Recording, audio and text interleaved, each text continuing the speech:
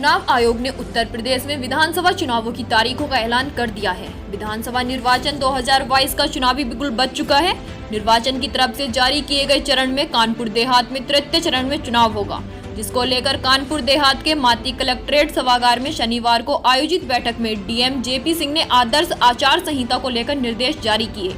उन्होंने बताया कि 7 चरणों में चुनाव होगा, जिसमें कानपुर देहात में तीसरे चरण में 1136 मतदान केंद्रों में 1651 मतदेय स्थलों पर मतदान कराया जाएगा। प्रत्येक मतदान केंद्र पर अधिकतम 1250 मतदाता ही अपने मताधिकार का प्रयोग कर सकेंगे। निर्वाचन आयोग की गाइडलाइन के अनुसार कोविड-19 गाइडलाइन का पालन भी किया जाएगा। जिले में 16 स्थलों पर जांच संबंधी बैरियर लगाए जाएंगे। जनपद में 184 संवेदनशील मतदान केंद्र बनाए गए हैं और 65 पोलिंग पार्टियों के सदस्यों के माध्यम से मतदान कराया जाएगा। इस मामले में 18 जोनल मजिस्ट्रेट, 132 सेक्टर मजिस्ट्रेट लगाए जाएंगे। वहीं जिला निर्वाचन अधिकारी ने बताया कि पूर्व के विधानसभा चुनाव में 62.18% मतदान हुआ था। साथ ही कोरोना संक्रमण से बचाव को लेकर मतदान केंद्रों पर विशेष व्यवस्था रहेगी। मतदान केंद्र पर कर्मियों के साथ ही मतदाताओं को मास्क, शारीरिक दूरी सहित अन्य सुरक्षा मानकों का पालन करना होगा। इसके साथ ही मतदान केंद्र पर sanitiser, thermal scanning, face mask, साबुन मास्क, पीपीई किट की उपलब्धता सुनिश्चित की गई है। जो निर्वाचन है वो 20 फरवरी 2022 को होगा और इसकी प्रक्रिया 25 जनवरी 2022 से नामांकन से स्टार्ट हो जाएगी और ये चारों नामांकन कलेक्ट्रेट कानपुर देहात परिसर में 4 विधानसभाओं के रिटर्निंग ऑफिसर्स के सामने होंगे। निर्वाचन अधिकारी सिकंदराबाद, रसूलाबाद, अकबरपुर और भूमिपुर विधानसभा। ये हमारे जनपद में एमसीसी के प्रावधान कार्यक्रम की घोषणा के साथ लागू हो गए हैं।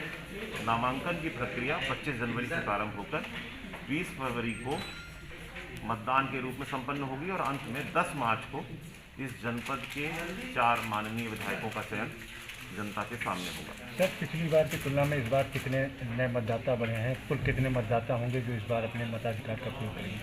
जी, मतदान का जो हमारा प्रक्रिया है, जो मतदाता के जोड़ने की प्रक्रिया है, वो सतत रहती है। इस बार हमारे जनपद में अभी आप लोग अवगत होंगे कि जेंडर रेशियो में इम्प्रूवमेंट हुआ है। हमारे जनपद का जेंडर रेशियो 854 था, अर्थात 1000 पर 854 महिला मतदाता थी पुरुषों के सापेक्ष। वो बढ़कर हमारा 871 हुआ है, अर्थात महिला मतदाताओं की संख्या में इस जनपद में 1 नवंबर से अब तक में 17 यूनिट का वृद्धि हुई है, जिसकी प्रशंसा आयोग के स्तर से भी की गई थी। उसके अलावा जनपद में 1547 बूथ से बढ़कर 1651 बूथ अब हो गए हैं, जो 1136 मतदान केंद्रों के सापेक्ष हैं।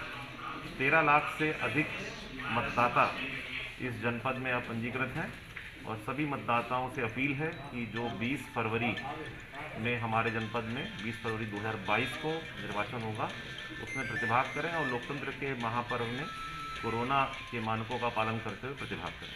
इस एक निर्वाचन प्रक्रिया में कितनी पोलिंग पार्टियां लगेंगी? कितने सेक्टर में बांटा गया है? कितने जोन में इसको डिवाइडेशन किया गया?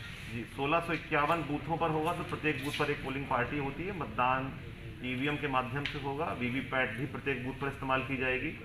मतदाताओं को विश्वास जागृत करने के लिए पैरामिलिट्री फोर्सेस की भी तैनाती बूथों पर की जाएगी। सभी संवेदनशील बूथों पर पैरामिलिट्री फोर्स भी रहेगी और उसके अलावा जो आउटर कॉर्डन में स्टेट पुलिस है, हमारे पुलिस अधिकारी हैं, जनपद से बाहर की पुलिस वो भी रहेगी और सबसे बाहरी कॉर्डन में डिस्ट्रिक्ट की पुलिस भी रह सकती है। इसके अलावा हमारे आधे बूथों पर 16 से 51 के आधे, अर्थात करीब 830 से 850 बूथों पर हम लोग वेब कास्टिंग की व्यवस्था करेंगे, अर्थात वहाँ पर लाइव वेब कास्टिंग होगी, जो मतदान प्रक्रिया को कोई कहीं से भी देख सकेगा। इसके लिए हम जनपद के आधे बूथों पर वेब कास्टिंग की व्यवस्था भी कर रहे हैं। सबसे बड़ी एक चैलेंज होगा